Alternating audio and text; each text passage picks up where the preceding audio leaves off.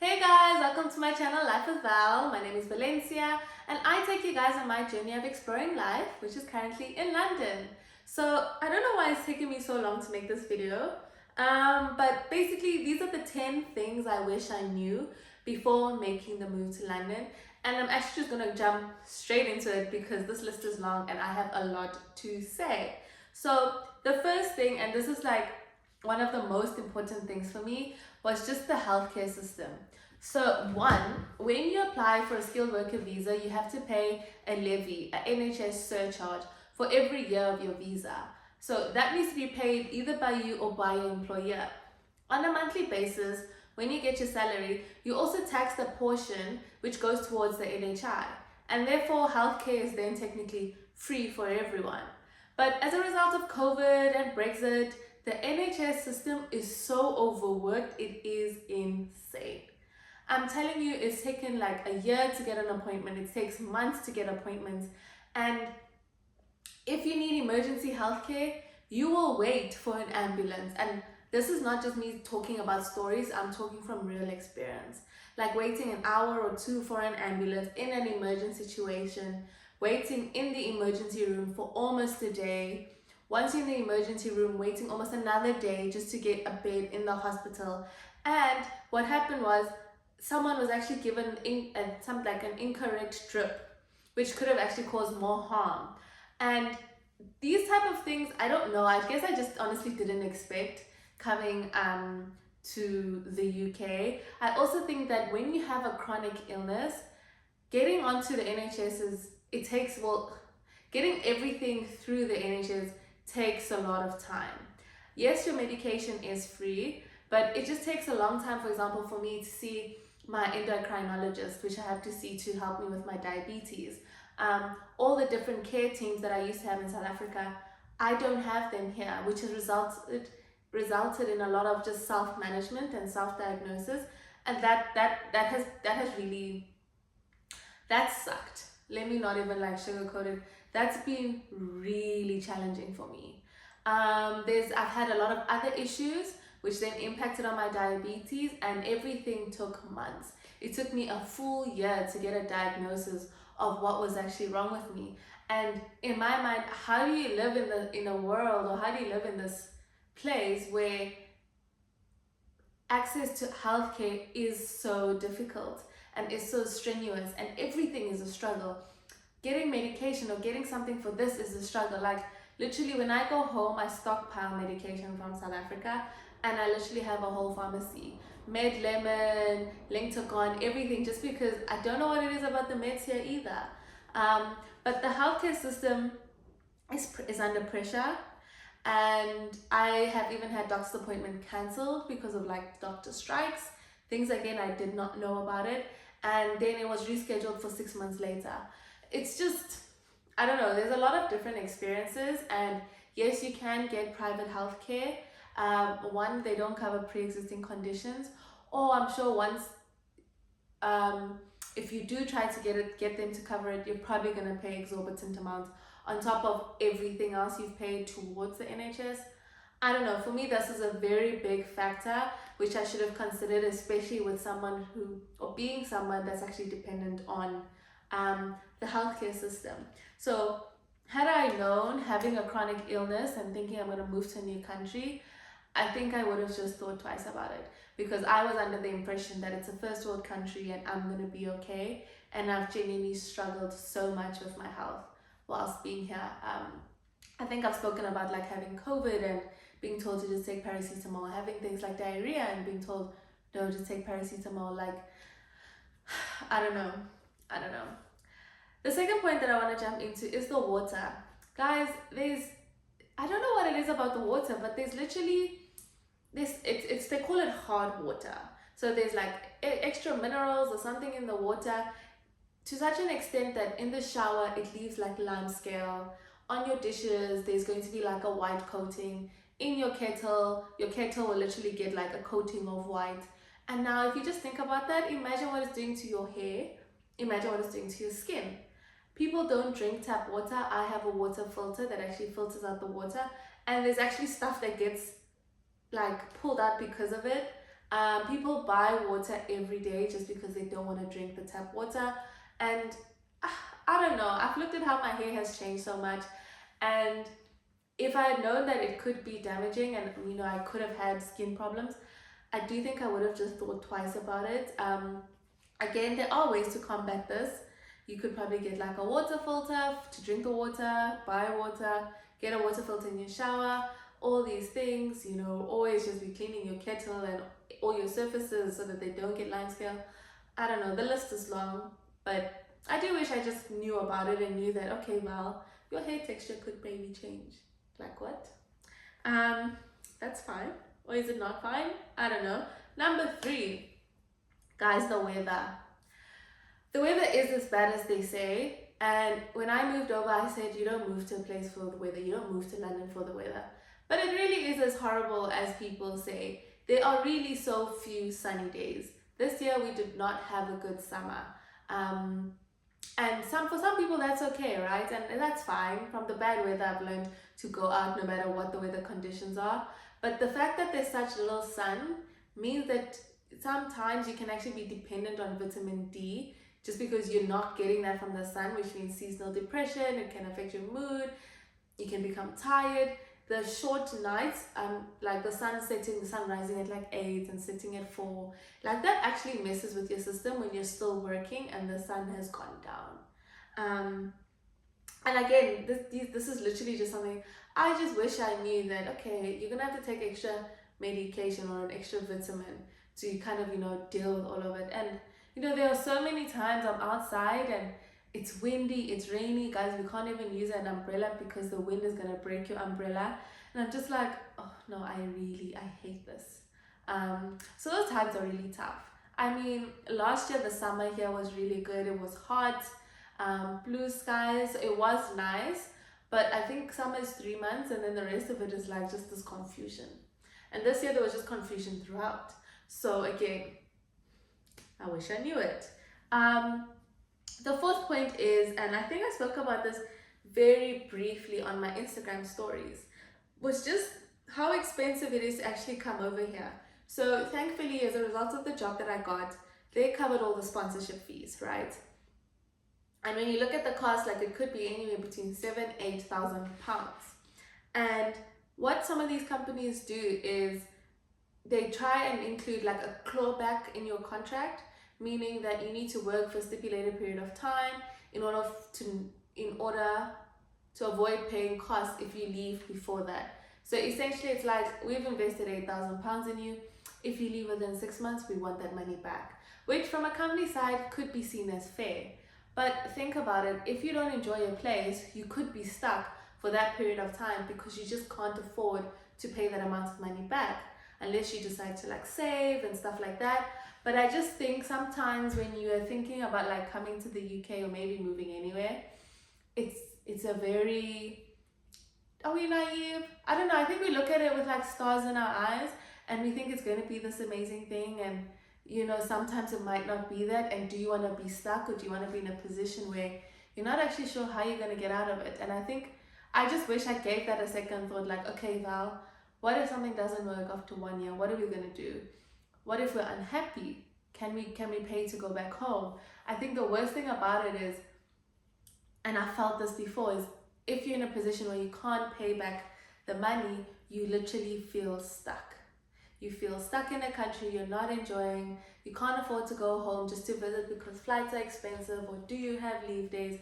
It just becomes, I don't know, man. It feels like a feeling of hopelessness. Like you're stuck in a place and you're so unhappy and there's nothing you can do. These are literally feelings that I've had when I've had to like think about potentially going back home and the cost, and again, read the contracts in like as much detail as possible, and just give it a real good think, is what I'd say. This is now point 5. So a different lifestyle. So in South Africa, I think maybe this is particularly from coming from South Africa and moving to the UK. And I spoke about this, or Rulani and I spoke about this in my previous video. You're going to have a very different lifestyle here. Your apartment is going to be small. You're not going to own a car. it's unlikely that you're gonna own a home anytime soon, and that's your life. You're gonna be dependent on public transport, dependent on public health, and as much as I say these things, I'm not saying whether it's bad or it's good. It is about what works for you. If you were used to certain comforts in South Africa, it might be that if you're not earning enough, you're gonna have to forgo that. So again, I'm speaking from my perspective, and this is working in audit. There are other professions that pay more and that you can afford these luxuries. But for example, for me, I know back home I was able to live alone.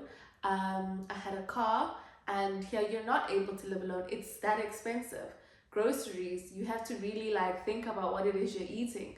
Eating out is not something that I do very often because it's just too expensive. And when I just look at the life that I had as a trainee, it was very different. It was very different. And you just need to basically decide, is that okay for me? For me, is this what I want? Am I willing to forgo these things for the experiences? And don't get me wrong, I've had good experiences here too, but they're definitely very different to the experiences I would have had I stayed. And I think this kind of links into the next point, in that the food is also different. So I think this is point 6. The food is different. I remember coming here, the potatoes are weird, the chicken is weird, eggs are weird. Like, I don't know what it is, but do we just have fresher food back home? Maybe. But I've just found that the food is not the same. It's not as tasty as it is back home. I've actually foregone eating beef because the beef here just, there's just something. The chicken is like yellow, and I mean, maybe you could go to like an expensive shop. I think the expensive ones like M&S and Waitrose for groceries, and maybe get better quality of these things. But I don't know, I've just been having a very different food experience. I will say that the food in the UK with regards to like desserts and sweet stuff is, you're spoiled for choice, and I like that because I have a sweet tooth. But like when it comes to like having a salad doesn't bang the way it does when I'm back home. There was actually an experience where my niece made me eggs, just pure eggs with like salt and pepper, and I devoured them back home. When I came here, I tried the same thing, and it's just not the same. And it might just need you to adjust to the way the food tastes here, which is again completely fine. I just wish that I knew that I would be having a different food experience as someone who is a foodie. I'm gonna leave that there. The next 2 are kind of based on housing. So the first one is gonna be 5 weeks deposit. When it's time for you to find a place, you need to put down a 5-week deposit. In South Africa, we're used to just 1 month. Here it's 5 weeks, which means you actually need to make sure you are saving enough to be able to cover that deposit. Also, I'm gonna just link this with the 8th point being rent. The rent is really expensive. So you could easily be looking for like a 2-bedroom place for like £2,500, a 1-bedroom place for like £1,500 to £2,000. Like the rental prices are just wild. And if those are like the prices I'm quoting for rent, you can only imagine then the price for your deposit, and all of that needs to be paid up front. Hunger Games, guys. Looking for apartments in London feels like the Hunger Games. And the worst part is, so let's say you contact a place, you view it, you like, yes, I want to start the process of going through checks. You have to put down a 1-week deposit, right? And then someone can come and put down more than you, and they will be taken because they're putting down more money than you towards a place. So it's like, it then becomes a bidding war situation. And if you don't have the funds to bid higher, you're not going to get the place. Because obviously a landlord is going to go for whoever has the most money. So again, Hunger Games, guys, just things I just wish I knew. I think I had an understanding of rent before I came. I think I didn't realize how all the other bills that would come attached to that. I didn't add this here, but I might as well as part of rent. They have something here called council tax. So as much as you think, okay, I'm paying for rent, water, electricity, there's actually a gas bill as well. And then there's something called council tax. So now depending on where you stay, you could pay like 150 to 200 pounds extra for council tax. And that's a tax you basically pay for like them to like keep the area clean, for them to dispose of the dustbins, those type of things. So you're paying it to the council, which is like, I'm gonna say it's almost as if it's your suburb. And you have no choice but to pay that every month. Again, I didn't realize how expensive it would be. If you live alone, there is like a single person discount. This is why it's good to share, because then you can share those costs. But if you're not someone who's open to sharing, it can become expensive. Like in my experience, whatever your rent is, estimate £300 to £400 extra on bills, because it's Hunger Games. The ninth point is that I say here, travel can be cheap. So now when I say I wish I knew that travel could be cheap, it's just that you look on like Ryanair, EasyJet, I think it's Wizz Air and Vueling. So I use Skyscanner to find my flights. And you see these cheap flights, you're like, oh, 30, 40, 50 pounds, that seems reasonable. But then these airports are like 2 hours away. And now you don't even think about the cost of actually getting to the airports. I don't know why London's airports are so far. And for me, it takes me 2 hours to get to an airport. And I might have spent more just trying to get there than on my actual flight. So it's just like, I think is it misleading? Because sometimes the cheap flights are also at random hours, and some of them get delayed, and then you have to Uber back, and Ubering in London is even more expensive. So again, it's just like, it's not that price you're only seeing for the flight. There's so much more to it. So it can be cheap, but there's all the additional costs as well that make it expensive. There's been a lot of times I've been stranded in other countries till like 2, 3 a.m.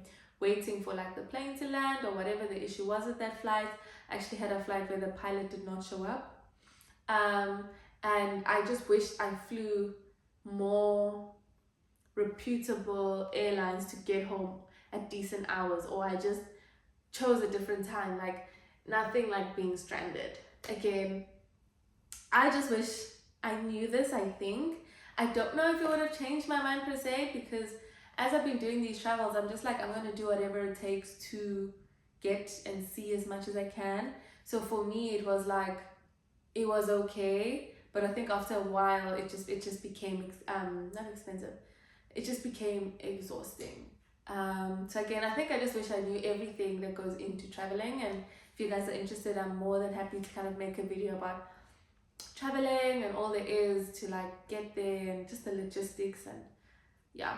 And the last point that I wish I knew was just how lonely it can be. The loneliness, the isolation. Guys, being in a foreign country, which is very different from where you come from, is just shocking. I think I'm glad that at least they speak English here. I can't imagine if they didn't speak English, how I would survive. But it's still very isolating in that their culture is very different to yours. They do things very differently. Yes, some things work a little bit better, like we do have electricity, water, the public transport works, although sometimes there's strikes, but it's just different, and it's just an adjustment. And I found it hard to mingle amongst the Brits unless I'm actively putting myself out there, and maybe I should do that more often, but that doesn't come naturally to me. I consider myself to be an introvert until I get to know you, and I thrive based on the other person as a talker and initiating things. But in this space, you need to be that person. And if you're not, you can end up just being alone in your own little bubble. And honestly, it can be depressing. There's been a lot of times I would cry and just really feel a lot of sadness about just, all I have is this tiny little apartment in Wembley all by myself, and I would just be so sad. And it does take time to build a community. It also takes time to build good quality community and friends. And what has happened with me is it's turned out that most of the friends that I've made just happen to be South Africans, because South Africans, I don't want to say we tend to stick together, but I guess where I work there are a lot of us, so that's also made it a little bit easier. But I guess to combat that, it's about putting yourself out there, going out, trying new things, and just doing the most to make it work. And as much as these are 10 things I wish I knew, Um, I just think that it's all about just really considering these things, really looking at what it is you're putting yourself up for. Is it worth it to you? Why are you doing this? And why are you taking the next step? And are you willing to do whatever it takes to make it work? And as much as these are 10 points I wish I knew, I do want to say that there are people who are enjoying this experience. This is like for them. They're eating it up, they're loving it, and that's good. I'm really happy for them, and that could also be your experience. But I just think let's get the full picture. Let's make a well balanced decision or a well thought out decision. And I just wish when I made this decision, I had more of this information at my disposal so I could make a more informed decision. Um, but yeah, if you guys have any questions or comments, leave them down below. I'm not too sure what my next video will be, but I'm definitely going to keep you guys posted. And yeah, any thoughts, share them with me. Like this video, give it a thumbs up, and I'm going to see you guys in the next one. Bye!